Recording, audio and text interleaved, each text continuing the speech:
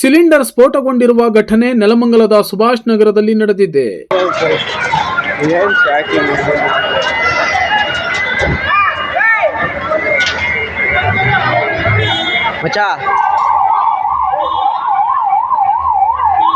ಸ್ಫೋಟದಿಂದಾಗಿ ತಂದೆ ಮಗಳು ಗಾಯಗೊಂಡಿದ್ದು, ವಿಚಾರ ತಿಳಿದ ಕೂಡಲೇ ಅಗ್ನಿಶಾಮಕ ಸಿಬ್ಬಂದಿ ಬೆಂಕಿಯ ಕೆನ್ನಾಲಿಗೆಯನ್ನು ನಂದಿಸುವಲ್ಲಿ ಹರಸಾಹಸ ಪಟ್ಟು ಯಶಸ್ವಿಯಾಗಿದ್ದಾರೆ.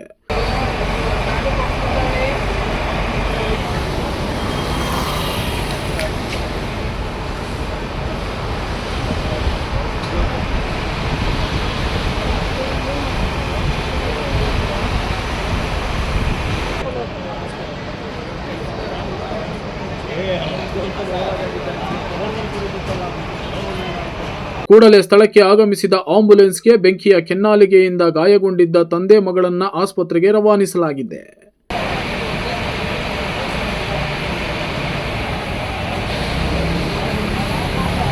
ಘಟನೆ ಮಧ್ಯಾಹ್ನ 3 ಗಂಟೆಯ ಸುಮಾರಿಗೆ ನಡೆದಿದ್ದು, ತಾಲೂಕಿನ ಸರ್ಕಾರಿ ಆಸ್ಪತ್ರೆಯಲ್ಲಿ ಪ್ರಥಮ ಚಿಕಿತ್ಸೆ ನೀಡಿದ ನಂತರ ಹೆಚ್ಚಿನ ಚಿಕಿತ್ಸೆಗಾಗಿ ವ್ಯಕ್ತಿಯನ್ನ ವಿಕ್ಟೋರಿಯಾ ಆಸ್ಪತ್ರೆಗೆ ರವಾನಿಸಲಾಗಿದೆ ಹಾಗೂ ಮಗಳನ್ನ ವಾಜರಹಳ್ಳಿಯ ಖಾಸಗಿ ಆಸ್ಪತ್ರೆಯಲ್ಲಿ ಚಿಕಿತ್ಸೆ ನೀಡಲಾಗುತ್ತಿದೆ ಎಂದು ತಿಳಿದು ಬಂದಿದೆ.